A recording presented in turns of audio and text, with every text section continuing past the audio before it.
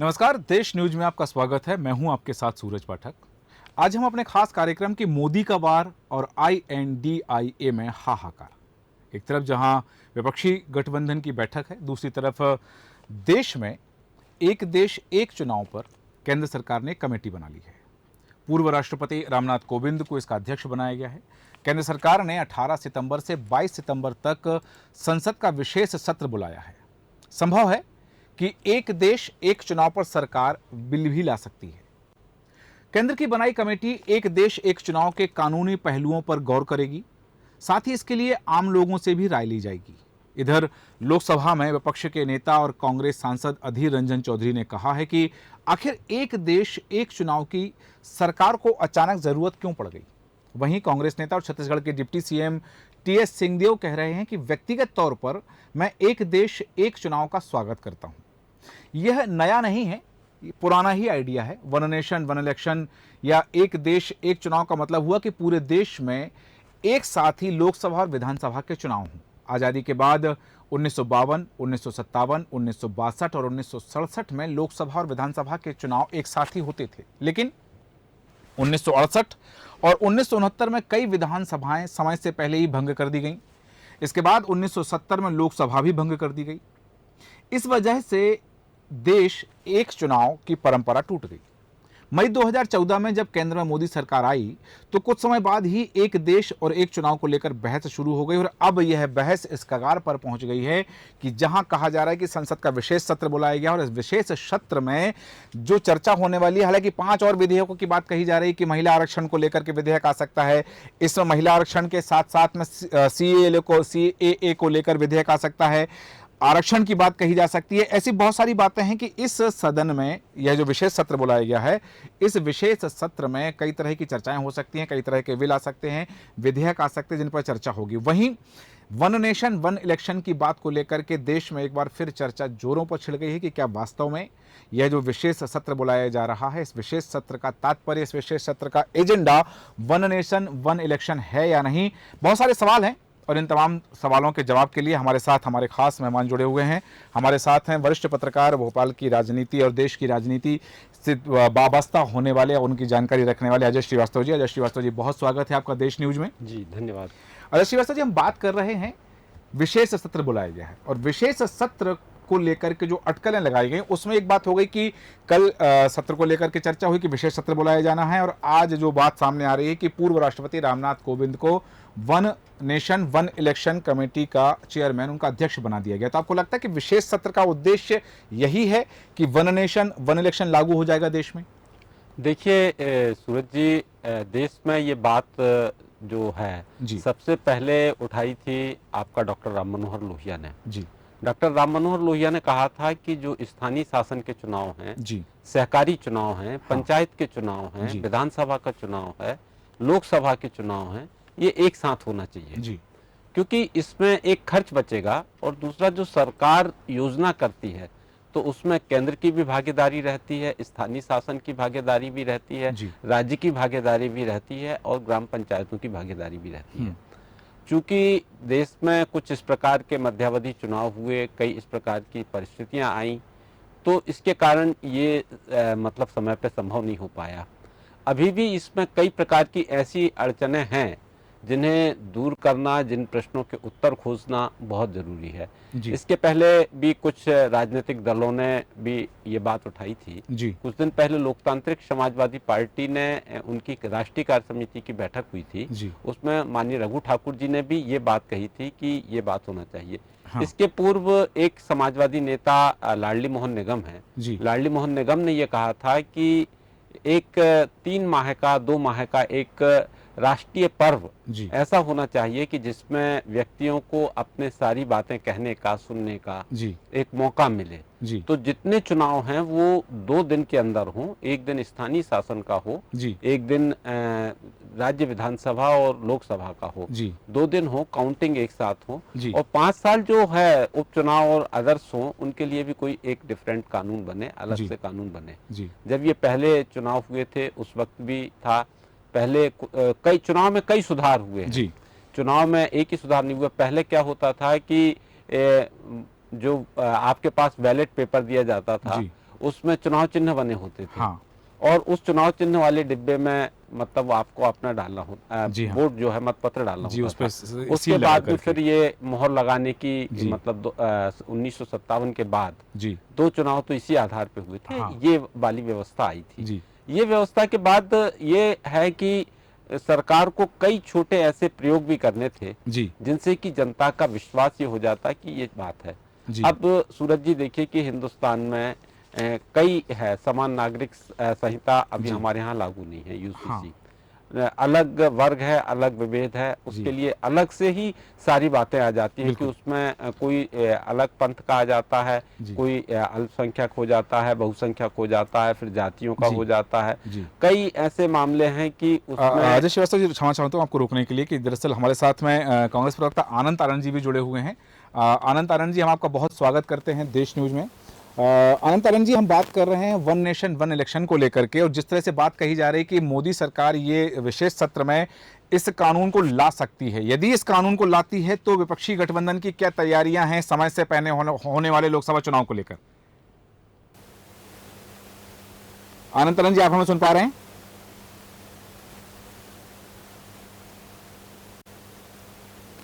आनंद तारण जी, आप तक हमारी आवाज पहुंच रही है? हम पुनः संपर्क करेंगे। अजय श्रीवास्तव जी, आप जो कह रहे थे कि बहुत सारी व्यवस्थाएं हैं चुनाव को लेकर, पहले भी बहुत सारे संशोधन हुए हैं, लेकिन आज जो बात चल रही है वन नेशन वन इलेक्शन, दर्शक जानना चाहते हैं कि वास्तव में ये वन नेशन वन इलेक्शन है क्या?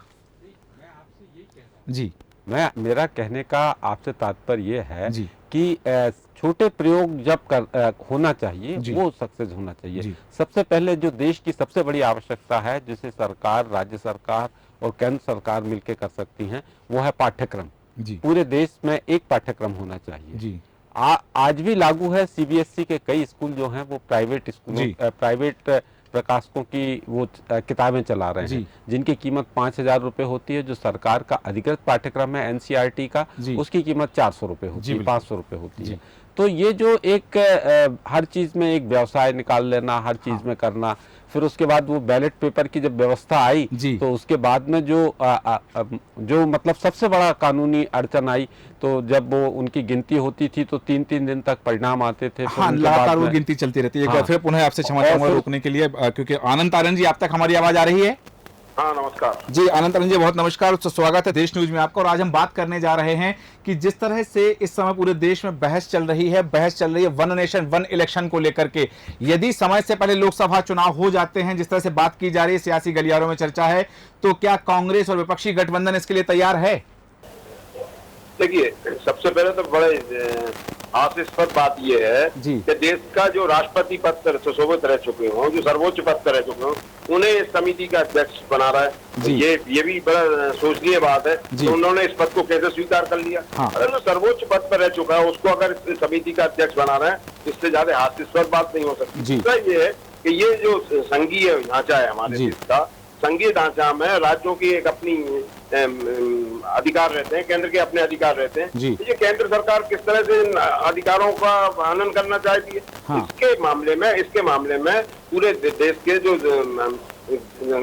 कानून के ज्ञाता दृष्टा हैं, वकील हैं, जज हैं, लोगों से पूरे बैठ के इसके संबंध में पूरी चर्चा करनी चाहिए। इसके बाद उसका निकालना चाहिए। इस तरह से हमने एक ताबड़तोड़ तरीके से वन नेशन वन इलेक्शन कर दिया, निश्चित रूप से ये बड़ी नहीं, लेकिन एक तरफ जहां बात की जा रही है, राजनीतिक विश्लेषक ये बात कह रहे हैं कि यदि पूरे देश में एक साथ चुनाव होंगे तो खर्च बचेंगे, क्योंकि अभी हर 6 महीने में कहीं ना कहीं चुनाव होते रहते हैं, तो देश का खर्च बचेगा, जनता पर महंगाई की मार नहीं हो पाएगी। तो क्या यदि सदन में विधेयक आता है तो आप इसके पक्ष में रहेंगे, विपक्ष में रहेंगे? एक बात बताएं, आज जो हो रहा है, जो स्थिति है आज देश की, किस तरह से जनता के पैसे का दुरुपयोग हो रहा है, किस तरह से कि अपने आप को ऊपर लाने के लिए करोड़ों अरबों रुपए का विज्ञापन खर्च किया जाता है। विकास हो रहा है 10 रुपए का, विज्ञापन में 90 रुपए खर्च हो रहे हैं। ये सरकार इन सब चीजों को नहीं देख रही। इस लाइन में हम लोग, हमारे विशेषज्ञ इस बारे में कोई राय नहीं दे रहे हैं। किस तरह से पैसे का दुरुपयोग हो रहा है, किस तरह से जनता के पैसे का हम दुरुपयोग कर रहे हैं, उन सब चीजों को हम नहीं रोक रहे हैं। अरे भाई, जो एक जनता का अधिकार है, एक मतदाता का अधिकार है, उस अधिकार का मनन करना चाहते हैं, उस पर हमें दिख रहा है। हमें ये नहीं दिख रहा कि एक सरकार 10 रुपए का काम करती है, और 1,000 रुपए उसके विज्ञापन में खर्च कर देती है। हाँ। वो चीजें हमें नहीं दिख रही, उन खर्चों को हमें पहले रोकनी चाहिए। जो हमारी व्यवस्था है, संवैधानिक व्यवस्था, उसका परिपालन संवैधानिक व्यवस्था के हिसाब से करना चाहिए। दो बातें सामने आ रही हैं आनंद तारण जी यहाँ निकल करके। पहली तो ये कि यदि ये विधेयक आता है और लागू होता है तो मध्य प्रदेश के चुनाव कुछ समय के लिए आगे बढ़ सकते हैं, लोकसभा चुनाव कुछ समय पहले हो सकते हैं। ऐसी स्थिति में मध्य प्रदेश में जब यदि आप विपक्ष की भूमिका में है कांग्रेस यहाँ पर, यदि यहाँ पर मुख्यमंत्री का कार्यकाल बढ़ा दिया जाता है या फिर कार्यकारी मुख्यमंत्री की स्थिति आती है तो ऐसी स्थिति में कांग्रेस की क्या भूमिका होगी? देखिए, कांग्रेस जनता के दिल में उतरी हुई है जी। जनता के जन जन से कांग्रेस का नाता है जी। जनता के लिए काम करती है और हमेशा करती रहेगी जी। लेकिन जिस तरह से आज की जो मौजूदा सरकार है, चाहे केंद्र सरकार हो चाहे राज्य सरकार हो जी, कितनी डरी हुई है, कितनी सहमी हुई है। हाँ। और ये इस सब चीजों की परिणति आज ही आ रही है। अरे भाई 9 साल 10 साल से अगर मोदी जी सरकार में थे, प्रधानमंत्री रहे इस देश के, तो जब से ये क्या कर रहे थे? इन चुनाव के पहले इन सब चीजों की क्यों आई? क्यों हाँ। इंडिया गठबंधन बनने के बाद इतना ताबड़तोड़ तरीके से इस तरह की बातें सामने लेके आ रहे हैं? तो ये क्या दर्शाता है? ये किन बातों की तरफ इंगित करता है? ये सरकार डरी हुई है, सहमी हुई सरकार है। हम लोग किसी चीज में नहीं डरते, जो चीजें सामने आएंगी उसका कांग्रेस फेस करेगी, उसमें कहीं कोई दिक्कत नहीं। ठीक है, हम चाहेंगे आप हमारे साथ फोन लाइन पे बने रहे, हम आपसे और भी चर्चा करेंगे। अजय श्रीवास्तव, जो बात आ रही है सामने निकल के कि इस समय जो नैरेटिव बना हुआ है, इस समय जो माहौल है, चाहे चंद्रयान की चमक की बात कर लें या 200 रुपए गैस सिलेंडर के रेट कम करने की बात कर लें, मध्य प्रदेश के परिदृश्य में लाडली बहना योजना की बात कर लें, तो महिलाओं को साधा जा रहा है। 17 सितंबर से जो बात कही जा रही है कि एक नई योजना प्रारंभ हो रही है, पीएम विश्वकर्मा योजना, विश्वकर्मा कौशल योजना, तो ओबीसी वर्ग और ओबीसी की अति पिछड़ी जातियों को सब साधने की कवायद है। तो आपको लगता है कि ये जो वन नेशन वन इलेक्शन हो रहा है, ये सिर्फ इसलिए कहीं ऐसा तो नहीं कि ये एक नैरेटिव अभी बना हुआ, एक माहौल बना हुआ और अगले साल तक ये जो चंद्रयान की चमक की फीकी पड़ सकती है, ये 200 रुपए गैस सिलेंडर के दाम कम करने की योजना का असर कम हो सकता है, इसलिए इस तरह की बात कही जा रही है वन नेशन वन इलेक्शन की? देखिए सूरज जी, मैं आपको एक बात स्पष्ट कर दूं जी कि जो वन नेशन वन इलेक्शन की जो बात हो रही है ना जी, वो रेवड़ी कल्चर को बंद करने के लिए ही हो रही है जी। ये जो रेवड़ी कल्चर है ना हाँ। जिसके कारण श्रीलंका जो है वो दिवालिया हुआ हाँ। कई इस प्रकार की चीजें हैं, कई इस प्रकार की बातें हैं कि जो उपचुनाव होते हैं, सरकार अपने कड़े कदम हाँ। इस कारण नहीं उठा पाती कि उन्होंने क्या कड़े कदम कैसे उठाए। अभी तो छत्तीसगढ़, राजस्थान, मध्य प्रदेश में इलेक्शन है तो हाँ। उन्होंने कहा कि अब ये वाला कदम कैसे उठाएं, अब यूपी में इलेक्शन है हाँ। अब कैसे उठाएं, अब लोकसभा का चुनाव है, अब उड़ीसा में चुनाव है, गुजरात में चुनाव है। तो वो जो एक कदम उठाने वाली बात होती है, आप क्या समझ रहे हैं कि ये जो रेवड़ी कल्चर है हाँ। ये क्या सरकार का सिरदर्द नहीं है क्या? बिल्कुल निश्चित है ये तो भाई हाँ। इतना जो एक टैक्स पेयर जनता है जी, जो टैक्स देने वाली जनता है, उसकी भी एक लिमिटेशन होती है।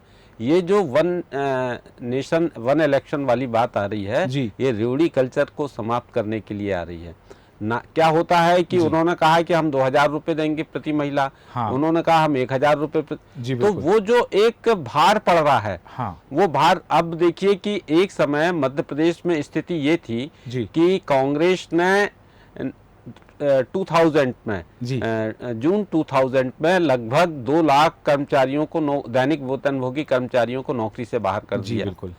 आज 1.25 करोड़ महिलाओं को 1000 रुपये 1250 रुपये महीने प्रति माह दिया जा रहा है हाँ।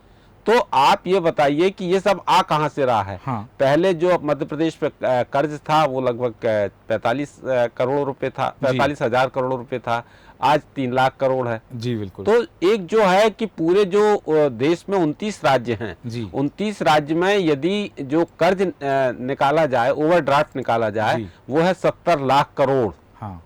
तो जो इतना जो कर्ज आ रहा है, कर्ज में डूबा हुआ है राज्य, फिर भी रेवड़ी कल्चर चल रहा है।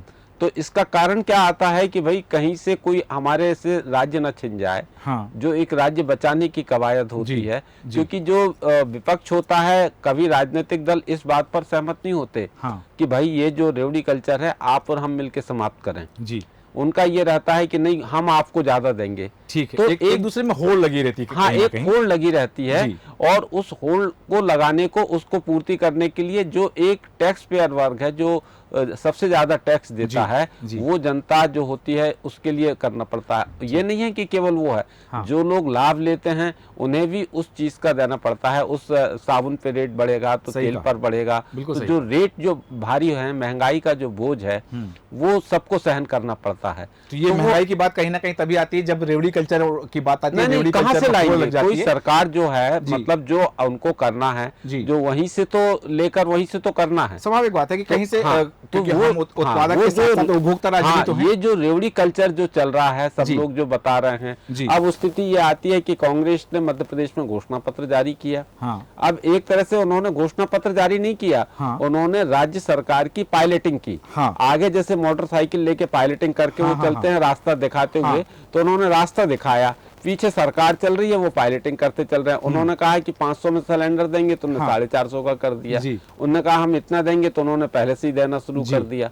तो जो एक जनता है वो जनता भी इस बहकावे में है कि भाई हमें बहुत मिल रहा है। तो ये जो है सारी बातें इस पर खुली बहस होनी चाहिए। बिल्कुल सही कहा आपने कि इस पर बहस तो होना चाहिए। वापस आऊंगा आपके पास। आनंद तारण जी, आप सुन पा रहे हैं हमें?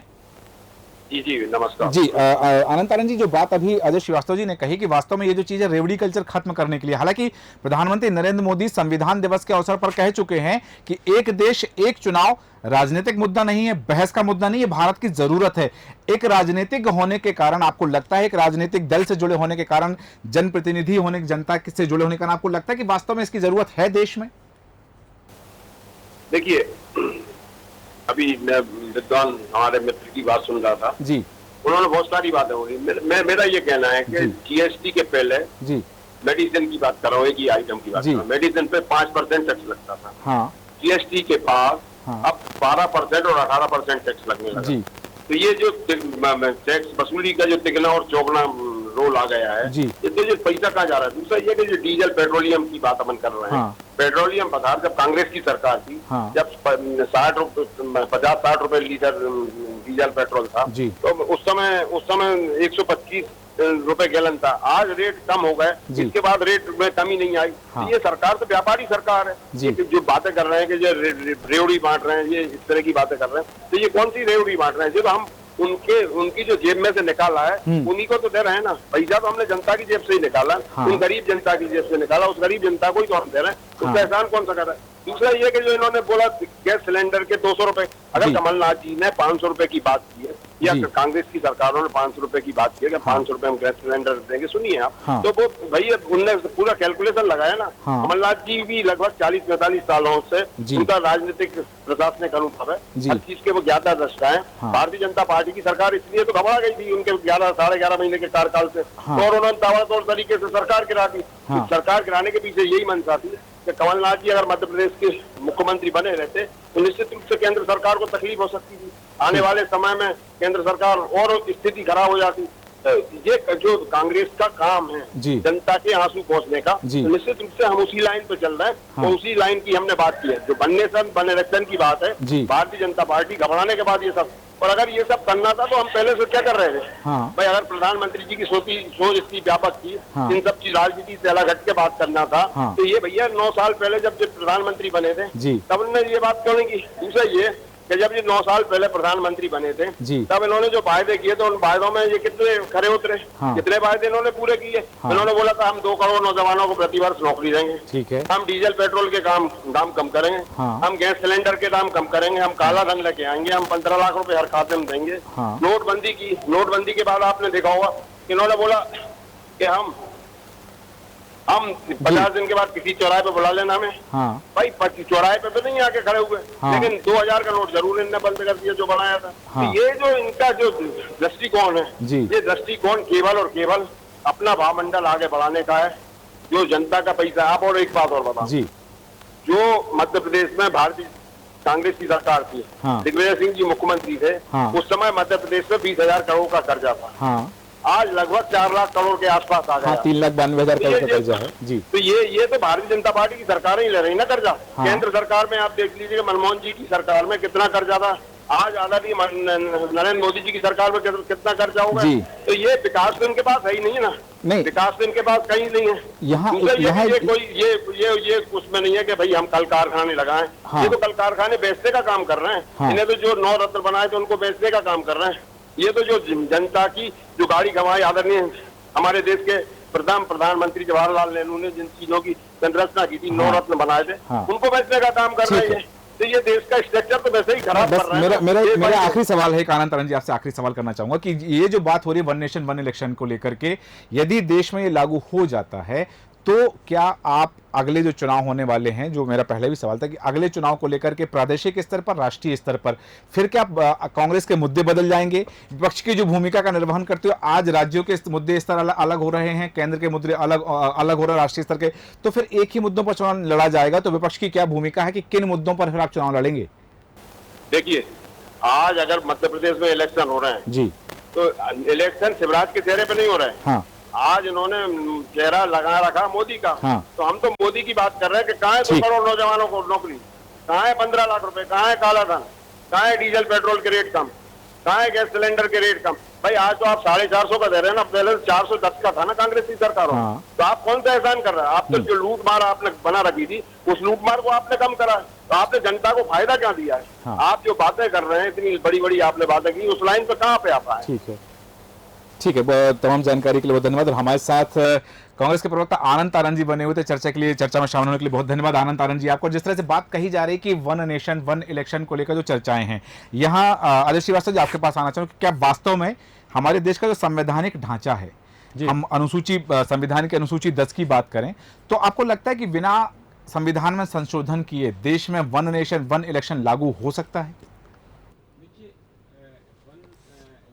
जो वन नेशन वन इलेक्शन लागू हो सकता है जी, इसमें कोई उसमें कोई संशय की बात नहीं है। ठीक है। अभी थोड़ी देर पहले आनंद तारण जी बोल रहे थे जी कि मध्य प्रदेश पे 3,92,000 का रोड का कर्ज है जी। तो मैं एक छोटी सी उनकी जानकारी दुरुस्त कर दूं कि मध्य प्रदेश में 2004 तक जो आपका मतलब जो सिंचित रकबा था कृषि का, हाँ। वो था 7,15,000 हेक्टेयर जी, बिल्कुल, है ना। हाँ। आज जो है वो है 41 लाख हेक्टेयर जी। मतलब इतना यदि सिंचित रकबा बढ़ा है कृषि का, तो इसमें लागत तो आई होगी, हाँ।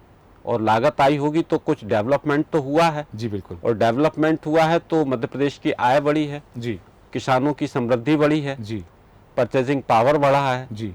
तो जो एक उनका डेवलपमेंट तो है, हाँ। भोपाल में मेट्रो का आगाज हो गया जी। तो कई प्रकार है कि मतलब स्थिति ये थी कि आपके पास भी मतलब खर्च लेने के वो गुंजाइश मतलब हाँ। थी कि आप मतलब ठीक है कर्ज नहीं था, लेकिन आपने 2 लाख कर्मचारियों को नौकरी से निकाल दिया, हाँ। अब आप कह रहे हैं कि 2 करोड़ लोगों को मतलब नौकरी देने का कहा था, तो ये संशोधन कर रहे थे हाँ। कि मोदी जी ने जो 2 करोड़ थे वो रोजगार देने का कहा था जी, नौकरी देने का हाँ, नहीं कहा। ये तो सही कहा। नौकरी देने का संबंध अलग होता है हाँ। और रोजगार देने का एक अलग पैटर्न होता है। तो आज लगभग नहीं, देखिए आज जैसे मध्य प्रदेश में 1.25 करोड़ महिलाओं को लाडली बहना को रुपया मिल रहा है, भाई ये भी तो 1 रुपया आ रहा है आय से, वो एक नागरिक हैं, वो कोई काम नहीं कर रहे हैं, उन्हें एक भत्ता मिल रहा है हाँ। दूसरी बात आप यहाँ पे ले लीजिए कि किसानों को किसान निधि जा रही है 6,000 रुपए, ठीक, तो वो लगभग 9.5 करोड़ किसान हैं। कहीं ना कहीं वो जो राशि तो जो लघु सीमांत कृषक हैं उन लोगों को फायदा हो रहा है हाँ, बिल्कुल। तो यदि कोई वो आ रहा है, एक तो जब आपके पास सत्ता के सारे सूत्र थे हाँ। कांग्रेस के पास, आपने उस सत्ता के सारे सूत्र का कोई प्रयोग नहीं किया जी। अब जब दूसरे के पास चला गया, उसने अच्छे ढंग से किया। अच्छे ढंग से क्यों किया? क्योंकि हाँ। जनता ने उन्हें इसी के लिए तो चुना था। आपको रोकना चाहूंगा कि हमारे एडिटर इन चीफ जय श्रीवास्तव जी हमारे साथ फोन लाइन पे बने हुए हैं। जय श्रीवास्तव से हम जानना चाहेंगे, जय श्रीवास्तव जी से, कि वास्तव में जो वन नेशन वन इलेक्शन की बात की जा रही है, यहाँ विशेष सत्र का आहूत किया जा रहा है, 5 दिन का विशेष सत्र, और जैसे इस सत्र की घोषणा होती है, सूचना दी जाती है, उसके बाद में पूर्व राष्ट्रपति रामनाथ कोविंद जी को एक कमेटी बनाई जाती है वन नेशन वन इलेक्शन के लिए, उसका अध्यक्ष बना दिया जाता है। कांग्रेस इसमें सवाल खड़े कर रही है कि सर्वोच्च पद पर रहने वाला व्यक्ति जो कभी सर्वोच्च पद पर रहे हैं, क्या उनको इसका अध्यक्ष बनाया जाना या उनका इसका अध्यक्ष स्वीकार कर लिया जाना कितना है? पहला सवाल तो मेरा यह है। और दूसरा, क्या वास्तव में देश को वन नेशन वन इलेक्शन की आवश्यकता है इस समय? देखिए, बिल्कुल है। अब इस समय नहीं है, ये वर्षों से इसकी मांग की जा रही थी जी कि वन नेशन वन इलेक्शन हो जी। ये 67 तक तो पहले भी ये एक ही साथ इलेक्शन होते थे जी। 70 से जो है जब देखा कि दुकई सरकारों को सस्पेंड किया गया तब ये लागू नहीं कर पाए जी। तब से ही मांग थी और इलेक्शन कमिश्नर ने 1980 में लिख के दे दिया कि ये वन नेशन वन इलेक्शन का जो सिस्टम है उसको लागू किया जाना चाहिए जी। अभी जो सिस्टम है ये ठीक नहीं है, इससे काफी खर्चक होता है जी। इसी कारण से जो है ये तभी से 1980 से ही ये प्रक्रिया में थी जी। और सारे जितने भी इसमें आवश्यकताएं है वो सब पूरी कर ली गई है जी। तो अब मुझे लगता है कि सही समय है जी। और मास्टर स्ट्रोक जो कहा जा रहा है ये इसीलिए कहा जा रहा है क्योंकि ये समय जो है हाँ। एक तरफ INDIA ने पूरी तरह से अपनी एक ताकत जितनी भी झोंकना था उसको झोंक दिया उन्होंने जी। तो ऐसे स्थिति में जो है ये कानून पास कराने के लिए स्पेशल सत्र बुलाए जाते हैं जी। तो मुझे लगता है कि ये विपक्ष के लिए भी सोचनीय विषय है जी। और मैं ये सोचता हूँ अभी कि ये एक अभी भी प्रचार है, अभी तो कोई ड्राफ्ट आया नहीं है। भले ही समिति का गठन हुआ है, उसके चेयरमैन रामनाथ कोविंद जी को बना दिया गया है जी। लेकिन अभी ड्राफ्ट किसी के सामने नहीं है जी। और ये जो प्राइम मिनिस्टर और होम मिनिस्टर है ये कब क्या कर जाए ये कोई भरोसा नहीं है। सही है। मतलब जब तक 18 तारीख को पटल पे नहीं आएगा तब तक ये नहीं माना जाएगा कि ये वन नेशन वन इलेक्शन वाला ही मुद्दा आने वाला है। तो जैसा कि विपक्ष कह रहा है कि विपक्ष ने कहा है कि ये केवल ध्यान भटकाने के लिए मुद्दों से, तो ये बात भी लगता है कहीं आपकी जो शब्द शैली आपकी उसको लग रहा है कहीं ये बात चरितार्थ हो सकती है विपक्ष की? बिल्कुल हो सकती है, हो सकता है कि केवल चंद्रयान पर बात करके ही जो है समाप्त कर दे जी कि चंद्रयान में जो है सफलता हम लोगों ने हासिल की है जी। तो मुझे लगता है कि अभी इसके लिए इंतजार करना चाहिए जब तक कोई ड्राफ्ट नहीं आ जाए कि पार्लियामेंट में आना क्या है। हो सकता है कि गणपति के समय अभी देखिए टाइम को देखिए 18 से लेके स्टार्ट होना है और 5 दिन का सत्र चलना है, 5 मीटिंगें होनी है, 5 सीटिंग होना है वहाँ पर। तो हो सकता है कि ये गणपति महोत्सव में हमारे जो है रीति रिवाज के अनुसार हो सकता है किसी को गृह प्रवेश करना है या किसी को कोई नई चीज चालू करना है तो ये समय उचित समय है। हो सकता है केवल पार्लियामेंट में जो है विधिवत शुरू हो जाए, उसके शुभारंभ के लिए ये बुलाई गई है सब। हाँ। तो अभी किसी के पास कोई खबर नहीं है कि क्या होने क्या वाला है जी। अभी हम कुछ भी अंदाजा लगाए तो ये मुझे लगता है कि अतिशयोक्ति होगी। अभी 2-4-5 दिन और इंतजार करना चाहिए। यदि कोई सही महीने में कोई कानून लाना है जी। कोई वन नेशन वन इलेक्शन के कानून भी लाना है तो ड्राफ्ट तो पहले से आपको पटल पे रखना पड़ेगा। ठीक है, एक आखिरी सवाल जानना चाहूंगा कि जिस तरह से कई बार हमने देखा है कि प्रधानमंत्री नरेंद्र मोदी की जो रणनीति होती है या उस कूटनीति से भरी हुई उस नीति में एक बात सामने आती है कि दिखाया कुछ जाता होता कुछ है, तो कहीं ऐसा तो नहीं कि इस तरह का जो नैरेटिव क्रिएट किया जा रहा है, जनरेट किया जा रहा है, इसके पीछे एक उद्देश्य हो कि इस विशेष सत्र में सीए जैसा कानून पास कर दिया जाए, क्योंकि उसको लेकर लंबे समय से देश में चर्चा चल रही है। 22वें विधि आयोग ने अपनी रिपोर्ट दे दी है, 23वें विधि आयोग ने सुझाव मांग लिए हैं, उस बात को भी 1 महीने से ज्यादा का समय हो, तो कहीं ऐसा तो नहीं दिखाया कुछ जा रहा है और हो जाए कुछ और? मुझे ऐसा ही लग रहा है कि ये बात कभी लीक हो ही नहीं सकती है जी। कि पटल पे लाना क्या है जी। संसद का सत्र जिस प्रकार से किसी को नहीं मालूम था कि अचानक जो है आज घोषित हो जाएगा कि 18 तारीख को हम लोग संसद सत्र बुला रहे हैं, किसी को नहीं मालूम था। वैसे ही वहाँ पर क्या आना है ये किसी को नहीं मालूम है। आपने जो कहा कि UCC हो सकता है, हो सकता है कि महिला बिल पेंडिंग है वो पारित हो जाए जी। ये सारी चीजें जो है अभी अदृश्य है जी। अभी उसको पूरी तरह से जो है ये समझने के लिए अभी हमें कम से कम 10 दिन का इंतजार करना पड़ेगा जी। हम ये अंदाजा लगा सकते हैं कि भाई ये जैसे कोविंद जी की नियुक्ति हो गई समिति के अध्यक्ष बना के तो हो सकता है लोग और भरोसा कर ले एक समिति भी बन गई है, उसके अध्यक्ष भी बन गए, अब तो ये बिल आना ही है जी। बिल्कुल। और हो सकता है उस समय जो है किसी ने कुछ बोला तो है ही नहीं कि बिल के लिए जो है हम सत्र बुला रहे हैं जी। बिल्कुल सही कहा आपने कि अभी चीजें स्पष्ट तो नहीं, एजेंडा तय नहीं किया गया, एजेंडा की घोषणा नहीं की, किस एजेंडे के तहत ये सत्र बुलाया जा रहा है। आपने सही कहा कुछ भी हो सकता है। हमसे जुड़ने के लिए, तमाम विश्लेषण के लिए बहुत धन्यवाद। हमारे साथ फोन लाइन पे बने हुए थे हमारे एडिटर इन चीफ जय श्रीवास्तव जी, और जिस तरह से उन्होंने बताया कि कुछ भी हो सकता है, एनीथिंग इज पॉसिबल, कि ये किसी चीज के लिए भी हो सकता है। अंतिम प्रतिक्रिया के लिए मैं आना चाहूंगा अजय श्रीवास्तव जी आपके पास में, कि जिस तरह से बात की जा रही है कि इस बात को लेकर के सीए को लेकर एक चर्चा हुई, कानून को लेकर चर्चा हुई, वन नेशन वन इलेक्शन को लेकर चर्चा हुई। लेकिन इन सब के बीच में एक बड़ी बात सामने आ रही है कि क्योंकि कुछ दिन पहले विपक्ष ने भी ये दावे किए और विपक्ष के इन दावों में मोदी सरकार इस बार आम चुनाव समय से पहले कराने की बात कही गई कि दिल्ली के राजनीतिक गलियारों में बात को लेकर चर्चा तेज हुई। ममता बनर्जी ने कहा कि उन्होंने हेलीकॉप्टर तैयार करा लिए। नीतीश कुमार ने हालिया बयान दिया कि लोकसभा चुनाव समय से पहले हो सकता है। आपको लगता है कि वास्तव में देश इस ओर जा रहा है कि वन नेशन वन इलेक्शन चरितार्थ हो सकता है? आपकी अंतिम प्रतिक्रिया इस विषय पर? देखिए, हो ये रहा है कि देश में जो प्रधानमंत्री पद के दावेदार हैं जी, वो कुछ अलग अलग छोटे छोटे राजनीतिक दलों के हैं। हाँ, वो मुख्यमंत्री हैं। हाँ, और मुख्यमंत्री रहने के बाद में वो जो उस राज्य की संसाधन होते हैं जी, उसका वो उपयोग करके अपने दूसरे राज्य में चले जाते हैं जी। एक तो यह है कि चाहे वो ममता बनर्जी हो, अरविंद केजरीवाल हो, हाँ, चाहे वो नीतीश कुमार हो, जी, ये लोग जो एक मतलब जो सभी मध्य प्रदेश के शिवराज सिंह ले लो, कोई हाँ, भी हो, हाँ, जब दूसरे राज्य में जाते हैं तो अपने यहाँ के सत्ता का संसाधन का उपयोग करते हैं, दुरुपयोग करते हैं, जो भी है। लेकिन फिर उसके बाद में जब वन नेशन हो जाएगा तो जो क्षेत्रीय नेता हैं, जो क्षेत्रीय दल हैं, वो अपने क्षेत्र तक ही सीमित रहेंगे क्योंकि उन्हें अपना क्षेत्र बचाना होगा। हाँ, और कई प्रकार के राजनीतिक उसमें गणित भी रहते हैं। दूसरी चीज क्या है कि जो विपक्ष है, हाँ, उसके साथ परेशानी यह है कि जिस दिन परीक्षा होती है उसके एक दिन पहले वो सिलेबस देखते हैं, हाँ, कि अब ये सिलेबस में है कि नहीं है। मतलब उसकी तैयारी नहीं करते कि ये क्वेश्चन क्या है, इस सब्जेक्ट को समझने की कोशिश नहीं करते, वो उसका सिलेबस देखते हैं। सबसे बड़ी दिक्कत विपक्ष के साथ यही आ रही है कि वो उस चीज के गहन चिंतन या गहन बहस को कभी भी अंजाम देने में सक्षम नहीं हो पाते हैं। बिल्कुल सही कहा आपने कि वो केवल सिलेबस देख लेते हैं और वो भी परीक्षा के एक दिन पहले देख लेते हैं कि लेकिन जो जैसे कि आपने कहा कि उसका गहन परीक्षण करके जिस परिणाम तक पहुंचाना चाहिए वहां तक नहीं पहुंच पाते। और चूंकि चर्चाएं और भी हैं, सवाल बहुत सारे हैं, ये इतना बृहद विषय है कि लंबी चर्चा हो तब भी इसका उत्तर नहीं मिल सकता, पर समय हमें अनुमति नहीं देता है। समय के अभाव के कारण चर्चा को यहाँ विराम देंगे। अजय श्रीवास्तव जी, बहुत धन्यवाद हमारे स्टूडियो आने के लिए और चर्चा में शामिल होने के लिए। जिस तरह से बात कही जा रही है कि चुनाव पर बिल को लेकर जो बात है कि देश में वन नेशन वन इलेक्शन को लेकर बहस काफी समय से चल रही है और इसी साल जनवरी में लॉ कमीशन ने इसको लेकर राजनीतिक दलों से 6 सवालों के जवाब मांगे थे।